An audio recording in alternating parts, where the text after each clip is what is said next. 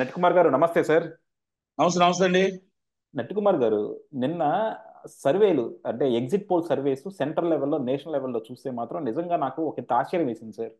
అంటే ఒక విధంగా చూసుకుంటే బీజేపీ స్టెప్ బై స్టెప్ ఎలా పెరుగుతుంది అన్నది. ఎందుకంటే 2014 గెలుపు, 2019 గెలుపు, 2024 గెలుపు, వాళ్ళు 250, 300, 350 అలా పెరుగుతూ ఉన్నారు. అంటే 10 సంవత్సరాలుగా బీజేపీకి అంత వ్యతిరేకత మన అందరం ప్రజల్లో చూస్తా ఉన్నా ఏ ఫ్యాక్టర్స్ ని వాళ్ళు అంతగా ప్రభావితం చేస్తున్నాయి ఓటర్లని. అలాగే రాహుల్ గాంధీ గారు మనం చూసుకుంటే మాత్రం కంపల్సరీ లాస్ట్ 6 మంత్స్ గా విపరీతం కష్టపడ్డారు. నెగిటివ్ ఓట్ని, యాంటీ ఓట్ని మాత్రం బాగా పోలరైజ్ చేశారు. బట్ ఏమి చూసుకున్నా సరే ఎంతో కొంత మెరుగు కనపడుతుంది, కానీ బీజేపీని ఓడించే స్థాయిలో కాంగ్రెస్ లేదు, లేకపోతే ఇండియా ఎలియన్స్ లేదు అన్నది ఎగ్జిట్ పోల్ సర్వే చెప్తా ఉన్నాయి. మనందరం కూడా అనుకున్నది ఏంటంటే బీజేపీకి అంత స్ట్రాంగ్ గా రాదు, డెఫినెట్ గా బీజేపీకి 2019 కన్నా తక్కువ వస్తాయి అనుకున్నాం. కానీ ఎగ్జిట్ పోల్స్ చూస్తుంటే మాత్రం మనందరం ఎక్కడో విఫలమయ్యాం అనిపిస్తుంది. ఏమంటారు సార్ మీరు? ఇప్పుడు చిన్న మాట అండి. ఫస్ట్ ఒక్కొక్క దానికి వస్తుంది step by step. Exit polls అనేది మీకు ఇప్పుడు రాహుల్ గాంధీ గారికి ఇండియా కూటమికి అనుకూలంగా ఇవ్వలేరు.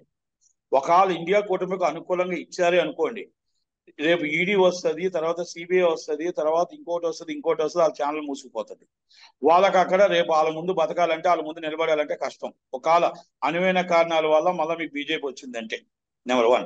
రెండోది, ఒకవేళ మీకు ఎగ్జిక్యూటివ్ పోస్ట్ రాహుల్ గాంధీ గారికి ఇవ్వకపోయినా రాహుల్ గాంధీ వల్ల హాని రాదు. రాహుల్ గాంధీ అనేది బోలో శంకరుడు. మొత్తం టోటల్ గా ఇండియా కూటమిలో ఉన్న అందరూ మంచి వాళ్ళు. అంటే అందరూ కూడా సెక్యులర్ రాజ్యంలో ఉండాలి, మన అందరం బాగుండాలి, మనం నిలబడాలి, మీ బాధ మాకు తెలుసు, మీ భయం మాకు తెలుసు అని ఆలోచిస్తారు. మా సినిమా ఫీల్డ్ టైప్ ఇది. మా సినిమా ఫీల్డ్ లో బయటికి రావాలంటే జగన్మోహన్ రెడ్డికి భయపడతారు, అలా ఉంటది మాట.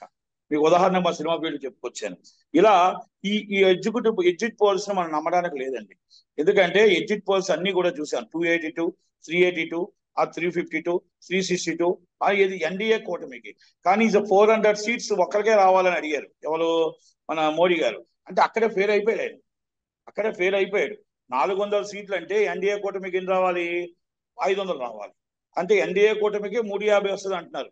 ఓకే, 350 రావచ్చు, 280 రావచ్చు, 3290 రావచ్చు. మాకున్న అంచనాల ప్రకారం, ఇక్కడ కాంగ్రెస్ ఉన్న అంచనాల ప్రకారం, వాళ్ళు ఇంటి సర్వేల ప్రకారం వాళ్ళు ఏమనుకుంటున్నారు, మొత్తం టోటల్ గా 295, 285 సీట్లతో మేము గవర్నమెంట్ ఫామ్ చేస్తాం, వాళ్ళకి కూడా 270 సీట్లు వచ్చే అవకాశాలు ఉన్నాయి అంటున్నారు. ఉదాహరణకు ఒకటి, వాళ్ళు ఇప్పుడు మొత్తం టోటల్ సర్వేలన్నింటిలో నేను చూసా, సర్వేలన్నింటిలో ఉత్తరప్రదేశ్ 65 సీట్లు వస్తాయి అంటున్నారు. అది అసంభవం, జరగని పని అది. నాకు తెలిసి ఒక 50 సీట్ల దాకా రావచ్చు, 45 సీట్ల దాకా రావచ్చు బీజేపీకి. మీకు రాజస్థాన్ లో మొత్తం టోటల్ గా సీట్లన్నీ స్లీప్ చేస్తుంది అంటున్నారు రాజస్థాన్ లో. అది అసంభవం. కాంగ్రెస్ కూడా అక్కడ 68 సీట్లు గెలిచింది, దానికి కూడా గట్టిగానే ఫామ్ ఉన్నారు. కనుక అన్ని సీట్లు రాకపోయినా, బీజేపీ అంత రాకపోయినా అక్కడ 10 సీట్లనే వచ్చే అవకాశాలు ఉన్నాయి. అలాగే మధ్యప్రదేశ్ లో స్వీప్ చేస్తారంటున్నారు. మధ్యప్రదేశ్ లో నాకు తెలిసి ఒక 10 సీట్లను వచ్చే అవకాశాలు ఉన్నాయి. ఉత్తరప్రదేశ్ లో ఆమ్ ఆద్మీ పార్టీ రెండు కలిపి పోటీ చేసాయి, అక్కడ కూడా 10 సీట్లు వచ్చే అవకాశం ఉన్నాయి. జార్ఖండ్, ఛత్తీస్గఢ్ లో ఆల్రెడీ, జార్ఖండ్ లోని ఛత్తీస్గఢ్ లోని ఆల్రెడీ జార్ఖండ్, ఛత్తీస్గఢ్ లోని మనకు ఆల్రెడీ స్వీప్ చేస్తుంది అంటున్నారు. అక్కడ కూడా మీకు దాదాపు 50-50 వచ్చే ఛాన్సెస్ ఉన్నాయి. ఇవన్నీ మన మహారాష్ట్రలో వాళ్ళు ఏం చెప్తున్నారు, మహారాష్ట్ర 18 సీట్లు బీజేపీకి వస్తారంట. ఏ అవార్డు ఇచ్చారని? మరాఠీ యోధుడు శరద్ పవార్ గారిని రోడ్డు మీదకి లాగేశారనా? తండ్రిని కొడుకుని బయటకు విడదీశారనా? ఒక హిందుత్వం అంటే బాల్ ఠాకరే గారు అంటే హిందుత్వం, జనసేన పార్టీ తీసుకొచ్చి ఒక ఇంట్లో ఒక సామాన్య కార్యకర్తకు అంటగట్టేశారనా? ఇవన్నీ కూడా మరాఠీ యోధులు చాలా నిక్షులు, వాళ్ళంతా కూడా ఆలోచిస్తారు. అంటే మా మనుషుల్ని మీరు అవమానపరుస్తున్నారా అని దాని మీద తీర్పు బాగా గట్టిగానే ఉంటుంది. కనుక అక్కడ 48 సీట్లు ఉన్నాయి. 48 సీట్లు దాదాపు 30 సీట్లు ఈ ఇండియా కూటమికి వస్తుంది అనుకుంటున్నాను. బెంగాల్లో ఏమనుకుంటారంటే 22 సీట్లు వీళ్ళు గెలుస్తారంటున్నారు. మేమేమనుకుంటున్నామంటే వీళ్ళకి 16-15 సీట్ల కంటే ఎక్కువ రావు, తక్కువ సీట్లు ఇండియా కూటమికి వస్తాయి అనుకుంటున్నాం.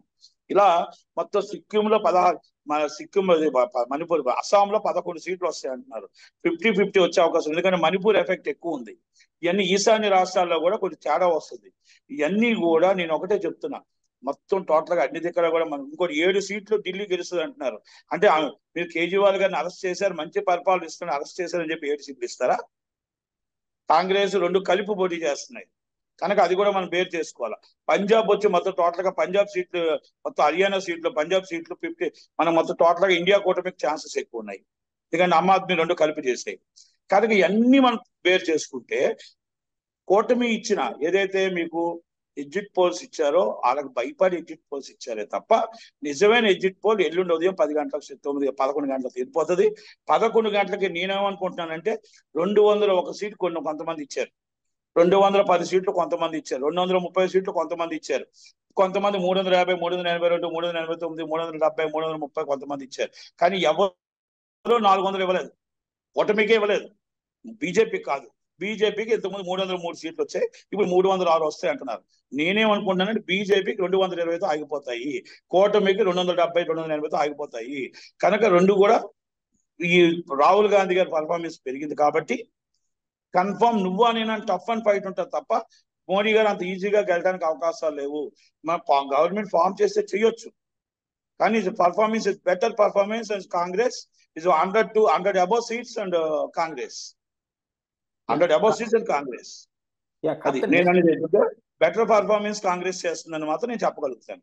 ఎందుకంటే మోడీ గారి మీద వ్యతిరేకత అనే దానికంటే మోడీ గారి మీద ఆయన మొత్తం టోటల్ గా ఏ విధంగా ఎవరిని జనాలు మలుచుకోవాలో ఆయనకు తెలుసు, రాజకీయ చతురత తెలుసు అమిత్ షా గారికి, ఆయనకి రాజకీయ గ్యారెంటీ తెలుసు, రాజకీయం ఆలోచన తెలుసు, ఆలోచన పరుల్లో రాజకీయాన్ని ఎలా వాడుకోవాలో తెలుసు. కాబట్టి ఈ రోజు రాహుల్ గాంధీ గారు నీతిగా నిజాయితీగా ఉండాలి, నేను అందరితో ప్రజలతో మమేకం అవ్వాలని అనుకుంటాడు. కనుక అందుకనే ఆయన ఏంటంటే ఈయన 48 గంటల జ్ఞానంకి వెళ్ళి నేనున్నాను, ఈ జ్ఞానంలో ఉన్నాను, నాకు ఓటేయని ఇండైరెక్ట్ గా చెప్పాడు. నేను ఇదిగో దర్శనం చేసుకుంటున్నాను తిరుపతిలోని అని నాకు ఇండైరెక్ట్ గా ఆ ఫోటో పెట్టి ఆయన దర్శనం ఓటేయమన్నాడు. కానీ రాహుల్ గాంధీ గారు కానీ, ప్రియాంక గాంధీ గారు, సోనియా గాంధీ గారు కానీ ఎప్పుడు వాళ్ళకి రాజకీయంగా లేదు, వాళ్ళకి అవసరం కూడా లేదు. కానీ ప్రజలు బాగుండాలని కోరుకుంటారు. ప్రజలు రాహుల్ గాంధీ గారు కానీ ఇండియా కూటమి వస్తే ప్రజలు బాగుంటారు, దేశం బాగుంటుంది, మన సెక్యులర్ రాజ్యం బాగుంటుంది, అన్ని మతాలు అన్ని కులాలు బాగుంటాయని ఆలోచన తప్ప ఇక్కడ ఎవరొచ్చినా మంచిదే. కాకపోతే ఏంటంటే ఒక ఒంటెద్దు పోకర్లకి వెళ్లకుండా మనం కూడా ఒక బాధ్యత గల ప్రతిపక్షాన్ని ఇచ్చి బాధ్యత గల మనం అధికార పక్షానికి ఇవ్వాలి. రెండీను అంటే అడిగే ప్రశ్న మన గొంతుకు ప్రశ్నించేదే ప్రతిపక్షం. ఆ ప్రతిపక్షానికి మంచి మెజార్టీ ఇవ్వాలి, మనం అధికార పక్షానికి కూడా బట్టాబట్టి మెజార్టీ ఇవ్వాలి. ఎందుకంటే వాళ్ళకి అది ఇవ్వగలిగితేనే మనం రేపు అడగగలిగితే మనం ఒప్పుకోగలుగుతాం తప్ప మనం పూర్తిగా అవుట్ అండ్ అవుట్ మెజార్టీ ఇచ్చామంటే ప్రజల్లో మనం వాళ్ళకి పూర్తిగా మనం బానిసలు అయినట్టే లెక్క. వాళ్ళు ఏ నిర్ణయం తీసుకున్న నిర్ణయానికి అడిగే హక్కు మనకు లేదు. కనుక నాకు తెలిసి ఎగ్జిట్ పోల్స్ అన్ని కూడా భయపడి ఇచ్చినవే తప్ప దరిదాపు నియర్ ఉన్నాయి. చూసుకోండి, మీరు పక్కాగా చూసుకోండి. ఇవన్నీ కూడా 352 ఉన్నాయి. 5 రాష్ట్రాల్లో క్లీన్ స్వీప్ చేసింది అంటున్నారు. 150 సీట్లు 150 సీట్లు క్లీన్ స్వీప్ చేసేటట్టు ఒక్క సీట్ కూడా రాదా కాంగ్రెస్ కి? రానప్పుడు మీరు అది స్వీప్ చేసినట్టయితే నిజంగా 400 సీట్లు వచ్చేస్తాయి. కనుక 100% ఆ ఛాన్సెస్ లేవు. మనం కూడా అన్ని కూడా కనుక్కున్న ప్రకారం మనం అనుకున్న దాని ప్రకారం 280 నుంచి 285 సీట్లు ఎవరికైనా బటాబటీగా వచ్చి గెలుస్తారు. ఇది మోడీ గారు గెలవచ్చు, లేకపోతే కూటమి గెలవచ్చు, ఎవరైనా వస్తే బటాబటీ. ఇది 300 బిలో, ఇద్దరికి 300 లోపే వస్తాయి తప్ప 300 దాటి రావు. ఒక నిజంగా వేవ్ నడుస్తుంది, మరి నరేంద్ర మోడీ గారు వేవ్ నడుస్తుంది, వన్ సైడ్ ఓటింగ్ జరిగిందంటే 470 సీట్లు గెలిపోతాడు ఆయన. 470, 470 సీట్స్ అండ్ విన్నింగ్. వేవ్ నడుస్తుంటే, వేవ్ నడకపోతే బిఫోర్ 300 ఉంటాడు. ఇది వాస్తవం. ఇది ఎక్కడ మనం ఏం మాట్లాడుకున్నా ఏం చెప్పుకున్నా సత్యం. బిఆర్ఎస్ కి ఒక్క సీటు రాదు అనేది ఎంత సత్యమో ఇది 300 లోపే వస్తుంది అనేది అంతే సత్యం. అంటే ఒకసారి అంటే బేసిక్ గా చూసుకుంటే మనకు సౌత్ ఇండియాలో బీజేపీకి విపరీతంగా సీట్లు ఇచ్చారనమాట. కర్ణాటకలో 22 సీట్లు ఇచ్చారు, ఆంధ్ర తెలంగాణలో ఇచ్చారు, ఒరిస్సాలో ఇచ్చారు, వెస్ట్ బెంగాల్లో నేను అదే ఇచ్చారు. అంటున్నాను, కర్ణాటకలో 10 సీట్లు తేడా వస్తుంది. అక్కడ కర్ణాటకలో 15 సీట్లు వాళ్ళకి రావచ్చు, అవకాశాలు ఉన్నాయి. ఎందుకంటే అక్కడ మొత్తం టోటల్ గా మఠాధిపతులు కానీ ఇంకోటి కానీ is one Modi is Modi అంతే. ఈజ్ ఎంపీ సీట్ కాడికి వచ్చాడు మోడీ. ఇంకోటి ఏంటంటే జేడిఎస్ పర్ఫార్మెన్స్ ప్రజల రావడం వల్ల మొత్తం టోటల్ గా బ్యాడ్ అయిపోయింది. దానివల్ల బీజేపీ కూడా బ్యాడ్ అయింది. అక్కడ అన్ని సీట్లు రావు, 50-50 ఛాన్సెస్ వస్తాయి. అలా 28 సీట్లు 14 రావచ్చు, లేకపోతే 2 సీట్లు ఎక్స్ట్రా రావచ్చు, కానీ మొత్తం 22 సీట్లు రావు. ప్రజలు యాక్సెప్ట్ చేయలేదు అక్కడ. రెండోది ఢిల్లీలో 7 సీట్లు అనేది అబద్ధం, 7 సీట్లు రావు. మీకు ఉత్తరప్రదేశ్ 65 సీట్లు రావు. మీకు రాజస్థాన్ లో క్లీన్ స్వీప్ చేయదు, మధ్యప్రదేశ్ లో క్లీన్ స్వీప్ చేయదు, గుజరాత్ లో క్లీన్ స్వీప్ చేయదు, ఛత్తీస్గఢ్ లో క్లీన్ స్వీప్ చేయదు, జార్ఖండ్ లో క్లీన్ స్వీప్ చేయదు. మహారాష్ట్రలో 30 సీట్లు ఇండియా కూటమి గెలుస్తుంది. మీకు బీజేడీ కాంగ్రెస్ కలిపి అక్కడ మొత్తం దాదాపు 20 సీట్లు మీకు ఒరిస్సాలో గెలుస్తాయి. 4-5 ఎంపీలు మాత్రమే గెలుస్తారు. మీకు మళ్ళా మా బెంగాల్లో 15 సీట్లు మాత్రమే వస్తాయి. ఇది జరుగుతున్నది. తెలంగాణలో 5 నుంచి 7 సీట్ల కన్ఫర్మ్ వస్తాయి. మీకు తమిళనాడులో 1 సీట్ రాదు. మీకు ఆల్రెడీ కేరళలో 1 సీట్ రాదు. పుదుచ్చేరిలో 1 సీట్ రాదు. టోటల్ గా 60 సీట్లు అక్కడే ఉన్నాయి. 60 సీట్లు ఇండియా కూటమి వంశం అయిపోయి అక్కడ. మీకు ఎక్కడ ఎలా మీరు కాలిక్యులేషన్ చేశారు? పంజాబ్ ఉంది. పంజాబ్ ఆల్రెడీ వాళ్ళిద్దరూ 4 సీట్లు అయ్యి. హర్యానా ఉంది. ఎవరు? ఆమ్ ఆద్మీ పార్టీ ఇండియా కూటమి, కాంగ్రెస్ ఇండియా కూటమి. ఎన్ని సీట్లు అయ్యాయి? 75 సీట్లు అయ్యాయి. మరి ఉదాహరణకి మీకు అక్కడ ఖాతా తెరవలేరు. మీకు మహారాష్ట్ర మీరు చెప్పిన ప్రకారం 20 సీట్లు అనుకోండి, 105 సీట్లు అవుతాయి. మనం ఇవన్నీ లెక్కేసుకుంటే మీరు చెప్పిన ప్రకారం ఎక్కడ రావా? ఇంకా ఉత్తరప్రదేశ్ లో మీరు చెప్పిన ప్రకారమే 15 వేసుకుందాం. 105, 15 అయితే 125. ఇవన్నీ లెక్కేసుకుంటే మొత్తం టోటల్ గా వాళ్ళు ఫేక్ సర్వేలు 50-60 ఎక్స్ట్రా ఇచ్చారు. ఇది పార్టీ, ఇది అమిత్ షా గారికి భయపడు వాళ్ళ స్ట్రాటజీ. రేపు వస్తే గవర్నమెంట్ మళ్ళీ ఇబ్బంది పెడతారేనేమో కనుక ఇవన్నీ కూడా ఒకటండి. కొన్ని ఛానల్లో కొన్ని దగ్గర బందీలు అయిపోయాయి. కొన్ని ఛానల్లో కొంతమంది దగ్గర ధైర్యంగా చెప్పలేని పరిస్థితికి వచ్చాయి. ఒకప్పుడు ఎగ్జిట్ పోల్స్ అంటే నియర్ బై దగ్గరకు ఉండేవి. ఈ రోజు ఎగ్జిట్ పోల్స్ అంటే నమ్మలేని పరిస్థితికి వచ్చాయి. ఈ రోజు మనీతో ఎగ్జిట్ పోల్స్ జరుగుతున్నాయి. ఈ రోజు మొత్తం టోటల్ లాభదాయకంగా ఎగ్జిట్ పోల్స్ నడుస్తున్నాయి. ఎగ్జిట్ పోల్స్ అంటే ఎగ్జిట్ పోల్స్ అండ్ ఎలక్షన్ 2 ఒకటే ఉండేవి. నియర్ బై 10 సీట్లు 5 సీట్లు ఉండేది. ఈ రోజు మీరు కావాలంటే మనం చూసుకోండి. ఉదాహరణకి మీకు టోటల్ గా ఉత్తరప్రదేశ్ లో లాస్ట్ టైం వస్తారని చెప్తే బీజేపీ వచ్చింది. 1 సైడ్ కొట్టుకెళ్ళిపోయింది. మీరు అన్ని కూడా ఉదాహరణకి ఏది చూసుకున్నా కూడా మీకు ఛత్తీస్గఢ్ వచ్చి మన గవర్నమెంట్ కాంగ్రెస్ వస్తుంది అన్నారు, తుడుచుకొట్టుకు పోయింది, బీజేపీ వచ్చింది. రాజస్థాన్ లో బటాబాటీ అన్నారు, 1 సైడ్ మెజార్టీ వచ్చి 67 సీట్లకు ఆగిపోయింది. అంటే ఎగ్జిట్ పోల్స్ నమ్మలేని పరిస్థితికి వస్తాయి. ఎగ్జిట్ పోల్ నమ్మదగ్గ సత్యం కాదు. వాళ్ళ ఎగ్జిట్ పోల్స్ అనేది ఈరోజు వ్యాపారం అయిపోయింది. ఎగ్జిట్ పోల్స్ అనేది ఒక పెట్టుబడిదారు, ఎవరంటారు, బెట్టింగ్ రాయులకి ఒక లాభదాయకం అయిపోయింది. బెట్టింగ్ రాయులు డబ్బులు ఇచ్చి ఎగ్జిట్ పోల్స్ చేయిస్తున్నారు. ఇది వాస్తవం.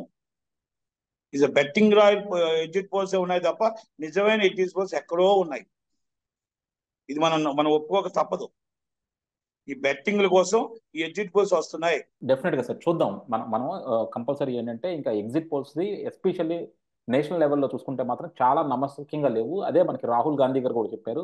సో డెఫినెట్ గా నేషనల్ లెవెల్లో ఎగ్జిట్ పోల్స్ మాత్రం కరెక్ట్ చేసుకోవాలి. ఎందుకంటే ఒకప్పుడు ఒపీనియన్ పోల్స్ ని కొనుక్కునేవాళ్ళు, ఇప్పుడు ఎగ్జిట్ పోల్స్ ని కూడా కొనుక్కుంటున్నారు. ఇది మన దేశ దౌర్భాగ్య పరిస్థితి అనమాట. డెమోక్రసీ ఇలా తయారైతే జ్యోతిషులు కొట్టుకున్నారు. నిన్న 4 వచ్చి టీడీపీ వస్తుంది అంటారు, 4 వచ్చి వైసీపీ వస్తుంది అంటారు. అంటే మనం శాస్త్రాలు నమ్మాలి. దేవుడు ఉన్నాడు అని వాస్తవం, క్రీస్తు ఉన్నాడు, హిందూ ఉన్నాడు, అల్లా ఉన్నాడు అనేది వాస్తవం. కానీ మనం దేవుడా మీరు ఉన్నారని అంటాం తప్ప దేవుడు అన్ని చేయడండి. మనం ఎవరో చనిపోతున్నారు, గుడి నుంచి వస్తే దేవుడు చేశాడు. అది ఎక్కడో మనం అన్ని పెళ్ళిళ్ళు చేస్తున్నాం. పెళ్ళిళ్ళు అన్ని మంత్రాలతో, వేద మంత్రాలతో అన్ని చక్కగా చూసి చేస్తున్నాం. అది మంచి జరగకపోతే తప్పు చేసినట్ట దేవుడు? ఈ శాస్త్రాలు తప్పు చేసినట్ట? మనం ఇల్లు కట్టుకుంటాం, ఇంట్లో ఎక్కడో మనకు ఇంట్లో జరగదు, మనం తప్పు చేసినట్ట? శాస్త్రాలు తప్పు చేసినట్ట? కాదండి. మన జాతకం ఏ సమయానికి, దాంట్లో ఒక ఆయన అన్నాడు, శని 2 రోజుల కోసం వస్తుంటది, వెళ్తుంటది 2 రోజుల కోసం. మన టైం బాగాలేకపోతే 2 రోజుల కోసం రావచ్చు, 3 రోజుల కోసం పోవచ్చు. కనుక మన కష్టం మంది, మన ఫలితం మంది. మనం ఎక్కడైనా కాపాడుతున్న దేవుడా నన్ను కాపాడు అంటాం, ఆ దేవుడే మనల్ని కాపాడాడు అంటాం. అంటే అది మాత్రం నిజం. ఇవన్నీ కల్పితాలు మాత్రమే. దేవుడు ఈ శాస్త్రం బట్టి ఇది గెలుస్తారు, శాస్త్రాలు బట్టి ఈ మ్యాజికల్ బట్టి మనం చెప్పగలుగుతామే తప్ప వాళ్ళు గవర్నమెంట్ వస్తుంది, ఎవరు వీళ్ళు గెలుస్తారు, వేణుస్వామి చెప్పినట్టు వేగ్గా ఉంటది. నాది గవర్నమెంట్, వైసీపీ గవర్నమెంట్ కన్ఫామ్. ఇది కాదండి, ఇది కాదు. ఎందుకంటే మేము జనాల మధ్యన వెళ్ళినా, మీరు వెళ్ళినా, నేను వెళ్ళినా, జనాల మధ్యకి వెళ్తాడు కూడా నమ్మకాలు ఉండట్లేదు, భయం వేస్తుంది. ఎందుకంటే ఎవరు ఎలా చెప్తారు, అసలు ఏం జరుగుతుంది ఏంటి, ఓకే రిజల్ట్స్ వచ్చిందాక మనం ఏం చెప్పలేం అన్న పరిస్థితుల్లో ఈరోజు ఉన్నాం. జ్యోతిషులు చెప్పినా, ఎగ్జిట్ పోల్స్ చెప్పినా, నేను చెప్పినా, మీరు చెప్పినా అన్ని అబద్ధాలే. ఎల్లుండి 11 గంటలకు మాత్రమే నిజాలు, అది నమ్మాలి.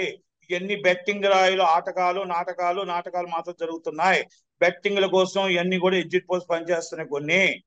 ఇది వాస్తవం, మనం ఒప్పుకోక తప్పదు. చూద్దాం సార్. థ్యాంక్ యూ అండి. Thank you very much sir.